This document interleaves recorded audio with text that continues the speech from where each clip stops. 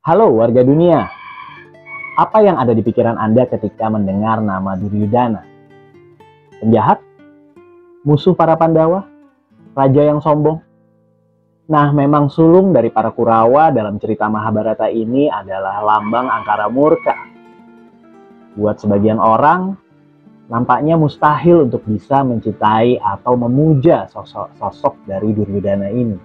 Tapi siapa yang mengira bahwa di India ada sebagian masyarakat yang memuja sosok seorang Duryudana?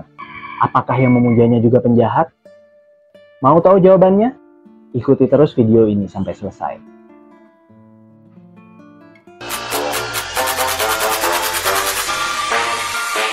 Selamat datang di channel Tentang Dunia.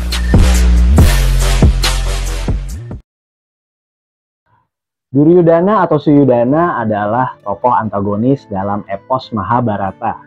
Ia adalah anak sulung dari pasangan Raja Destarastra dan Putri Gandhari, pasangan bangsawan dari kerajaan Kuru yang beribu kota di Hastinapura.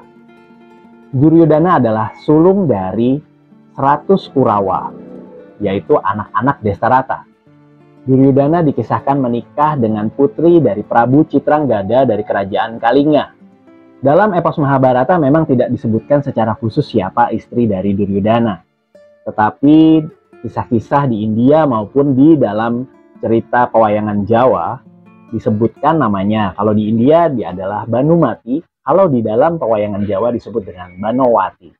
Duryudana adalah penjelmaan dari iblis Kali. Dia diceritakan bersikap layaknya seorang satria, tetapi mudah dihasut oleh pamannya yang licik yang bernama Sangkuni.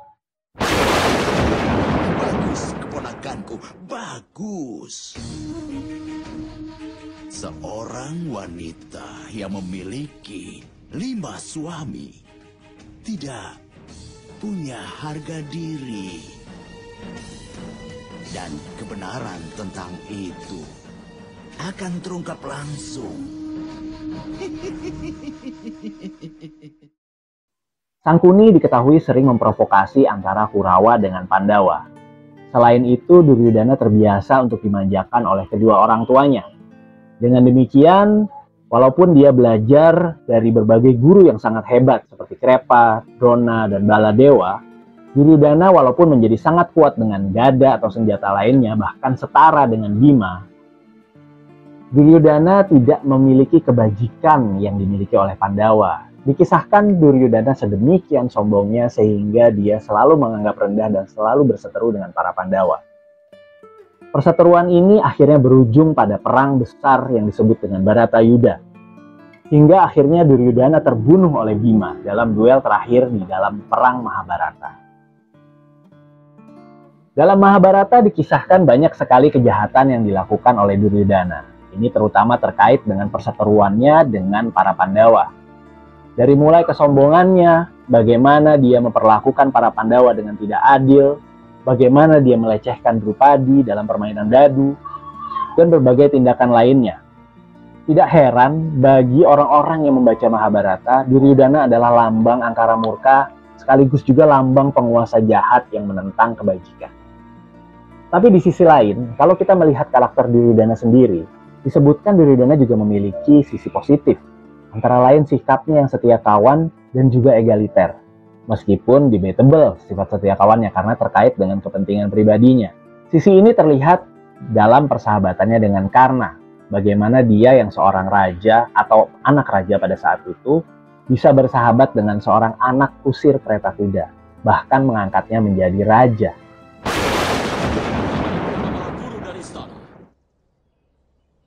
Satrahwana seorang Brahma mengajukan tantangan, lalu kenapa Rama seorang ksatria mau menerimanya? Saat ditantang seorang keturunan dari suku iblis, kenapa leluhur kita Duswanta memutuskan melawannya? Itu karena mereka berdua adalah sama-sama raja. Itu adalah sebuah tradisi. Yang berarti, kalau pemanah ini seorang raja di sebuah daerah, berarti dia bisa menantang Arjuna.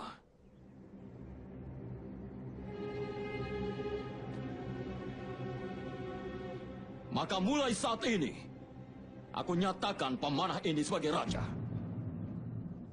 Aku nyatakan dia sebagai seorang raja.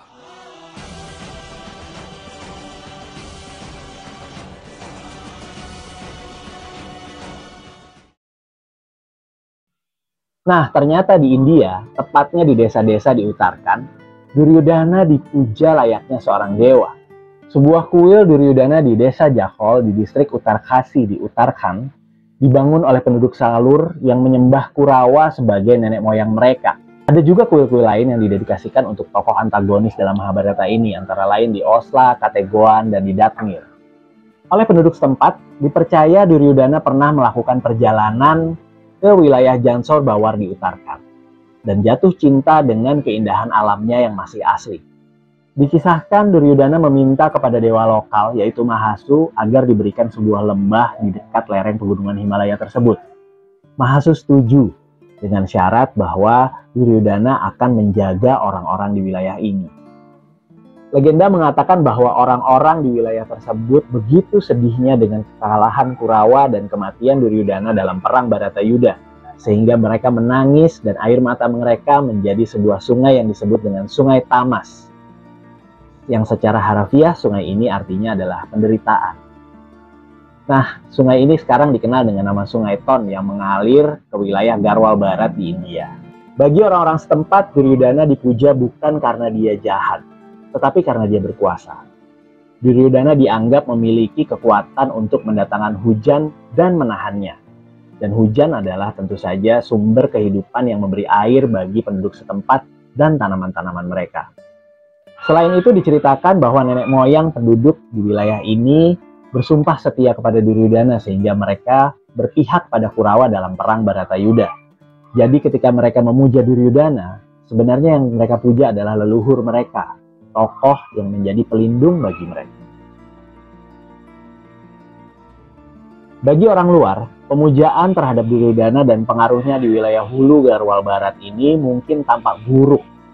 Tetapi bagi para pelakunya, ini semata bagian dari pemujaan mereka terhadap leluhur mereka. Dari sisi geografi sendiri, kita bisa melihat lembah-lembah di atas area hulu Sungai Ton begitu terisolir sehingga tidak dapat diakses oleh orang luar. Selama berabad-abad, bahkan raja lokal dan penguasa Inggris telah menjauhi wilayah tersebut. Keterasingan ini mungkin membuat adanya kepercayaan-kepercayaan unik di wilayah tersebut, termasuk pemujaan terhadap Raja Kurawa ini. Dalam Mahabharata, kita memang tidak bisa memandang suatu tokoh atau kejadian dalam kacamata hitam dan putih semata. Setiap tokoh dan kejadian dalam epos yang luar biasa ini memiliki sisi hitam dan sisi putihnya sendiri. Dan bahwa adanya pemujaan terhadap Duryodhana menggambarkan bahwa kehidupan sendiri bukanlah sekedar sisi hitam ataupun sisi putih semata. Semoga bermanfaat. Salam